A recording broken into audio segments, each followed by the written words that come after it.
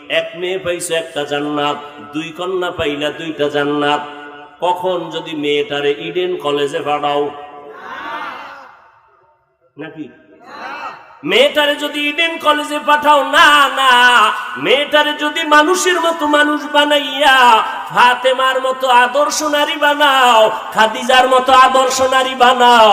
হযরত আলী বলেন, মসজিদে নববীতে নবী বসে আছেন, আমি আলী হঠাৎ করে ঢুকলাম, দেখি সাহাবায়ে কেরামরা কথা বলতেছেন। একটা প্রশ্ন, নবী বলতেছেন, কেউ বলতে পারবেন এই জমিনে নারীদের জন্য শ্রেষ্ঠ গুণের নাম কি? একজন সাহাবীও কথা বলে না। আমি আলী দীর্ঘ সময় বসে হঠাৎ করে বের হইয়া একটা দূর দিয়া আমার ঘরে গিয়ে দাঁড়ায় গেলাম।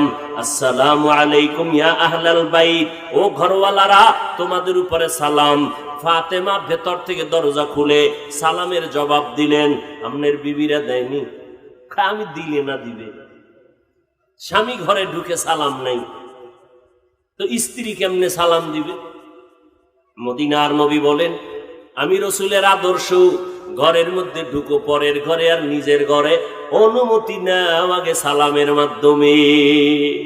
মোবাইলে কথা বলতেছো, আগে অনুমতি নাও সালামের মাধ্যমে। সারা দুনিয়ার বেঈমানের গোষ্ঠীরা মুসলমানের সালামটা বন্ধ করে হ্যালো হ্যালো শিখাইয়া দিল। খোদার কসম, আল্লাহর নবীর সুন্নতের আমল হলো হ্যালো না। কথা বলার শুরুতে তুমি সালাম দাও, হ্যালো না বলিয়া কও আসসালামু আলাইকুম, ওখান থেকে কোনো আওয়াজ নাই। আবার বলো আসসালামু আলাইকুম, ওখান থেকে পাল্টা জবাব নাই। যতবার সালামের জবাব না দিবে তুমি শুধু সালাম দিতে থাকো। যদি জবাব না দিয়ে কয় কে ফোন করলেন, সালামু আলাইকুম। ভাইজান আপনি কে ফোন করলেন, সালামু আলাইকুম। যতক্ষণ সালামের জবাব দিবি না আমার সালাম বন্ধ হবে না।